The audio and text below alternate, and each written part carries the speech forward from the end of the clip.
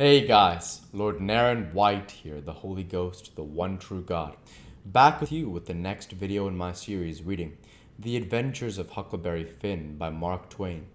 Without further ado, as we return to The Adventures of Huckleberry Finn by Lord Naren White, I want to communicate to you that some of the copy of the text that I am reading, as this book is in the public domain, may not be it is in one portion here it is a little out of order. Now I believe this is the only page from what I have seen so far, it is the only example of the text being slightly out of order. So I'll do my best to piece together the important elements of the story. So that's what I've seen so far. With that in mind, we'll go ahead and go from here. Thank you for your understanding. Then he wrote something on a paper and read it over and says, "There, you see? It says for consideration. That means I have bought it off you and paid you for it. Here's $1 for you. Now you sign it." So I signed it and left. Now the conversation transitions here back to Huckleberry Finn and Jim. We'll just read the end of it, which basically just says, when I lit my candle and went up to my room that night, there sat Pap, his own self. And we'll go ahead and go here to chapter 5. Yes, chapter 5. I had shut the door too. Then I turned around, and there was much I used to be scared of him all the time. He tanned me so much. I reckoned I was scared now, too. But in a minute I see I was mistaken. That is, after the first jolt, as you may say, when my breath sort of hitched, he being so unexpected, but right away after I see I weren't scared of him worth bothering about. He was most 50, and he looked it.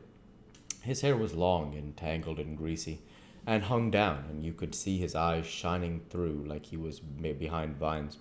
It was all black, no gray, so was his long, mixed-up whiskers. There weren't no color in his face where his face showed. It was white, not like another man's white, but a white to make a body sick, a white to make a body's flesh crawl, a tree-toad white, a fish-belly white. As for his clothes, just rags, that was all. He had one ankle resting on the other knee, the boot on the foot was busted, on that foot was busted. And 2 of his toes stuck through, and he worked them now and then. His hat was laying on the floor, an old black slouch with the top caved in like a lid. I stood looking at him. He sat there looking at me, with his chair tilted back a little. I set the candle down. I noticed the window was up, so he had clumb in by the shed. He kept looking at me all over. By and by he says, "Starchy clothes? Very. You think you're a good deal of a big bug, don't you?" "Maybe I am, maybe I ain't," I says. "Don't you give me none of your lip," says he. "You've put on considerable many frills since I've been away. I'll take you down a peg before I get done with you. You're educated too, they say. Can read and write. You think you're better than your father. Now don't you? Because he can't. I'll take it out of you. Who told you you might meddle with such fault foolishness? Hey, who told you could?" "The widow. She told me." "The widow, eh? And who told the widow she could put in her shovel about a thing that ain't none of her business?" "Nobody never told her." "Well, I'll learn her how to meddle. And looky here, you drop that school, you hear? I'll learn to bring up a boy to put on airs over his own father, and let on to be better'n what he is. You let me catch you fooling around that school again, you hear? Your mother couldn't read, and she couldn't write neither before she died. None of the family couldn't before they died. And I can't. And here you're swelling yourself up like this. I ain't the man to stand it, you hear? Say, let me hear you read." I took up a book and began something about General Washington and the wars. When I read about half a minute, he fetched the book a whack with his hand and knocked it across the house. He says, "It's so. You can do it. I had my doubts when you have told me. Now, looky here. You stop that putting on frills. I won't have it. I'll lay for you, my smarty. And if I catch you about that school, I'll tan you good. First, you know you'll get religion, too. I never seen such a son. He took up a little blue and yaller picture of some cows and a boy and says, What's this? It's something they give me for learning my lessons good. He tore it up and says, I'll give you something better. I'll give you a cowhide. He sat there mumbling and growling a minute, and then he says, Ain't you a sweet-scented dandy, though? A bed and bedclothes, and a looking-glass, and a piece of carpet on the floor, and your own father got to sleep with the hogs and the tanyard. I never see such a son. I bet I'll take some of these frills out of you before I'm done with you. Why, there ain't no end to your heirs. They say you're rich. Hey, how's that? They lie, that's how. Looky here. Mind you talk to me. I'm standing about all. I can stand now, so don't give me no sass. I've been in town 2 days, and I ain't heard nothing but about you being rich. I heard about it away down the river, too. That's why I come. You get me that money tomorrow, I want it. I ain't got no money. It's a lie. Judge Thatcher's got it. You get it. I want it. I ain't got no money, I tell you.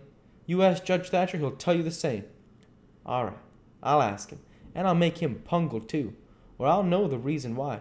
Say, how much you got in your pocket? I want it. I ain't got only $1, and I want that, too. It don't make no difference what you want it for. You just shell it out. He took it and bit it to see if it was good, and then he said he was going downtown to get some whiskey. Said he hadn't a drink all day.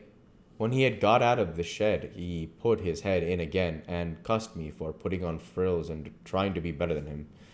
And again, when I reckoned he was gone, he come back and put his head in again and told me to mind about that school because he was going to lay for me and lick me if I didn't drop them. Next day he was drunk, and he went to Judge Thatcher's and bully-ragged him and tried to make him give up the money, but he couldn't, and then he swore he'd make the law force him. The judge and the widow went to law to get the court to take me away from him and let one of them be my guardian, but it was a new judge that had just come. He didn't know the old man, so he said courts mustn't interfere and separate families if they could help it. Said he'd druther not take a child away from its father, so Judge Thatcher and the widow had to quit on the business. That pleased the old man till he couldn't rest. He said he'd cowhide me till I was black and blue if I didn't raise some money for him. I borrowed $3 from Judge Thatcher, and Pap took it and got drunk and went a-blowing around and cussing and whooping and carrying on, and he kept it up all over town with the thin pan till most midnight. Then they jailed him. Excuse me. Next day, they had him before court.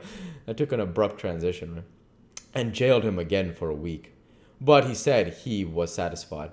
Said he was the boss of his son, and he'd make it warm for him.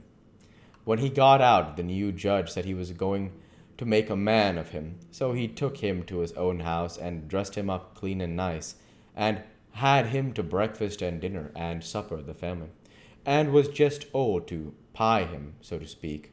And after supper he talked to him about temperance and such things till the old man cried, and said he'd been a fool, and fooled away his life, but now he was going to turn over a new leaf, and be a man nobody wouldn't be ashamed of, and he hoped the judge would help him and not look down on him.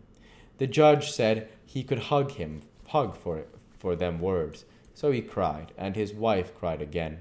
Pap said she'd been a man that had always been misunderstood before, and that judge said he believed it. The old man said that what a man wanted that was down was sympathy, and the judge said it was so they cried again.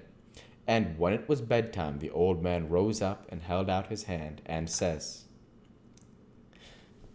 and we'll go ahead and stop there for this week. As usual, I want to say thank you for watching, and I hope you enjoyed. Please like, comment, and subscribe, as it greatly helps the channel. Light be with you all. Take care, and thanks again.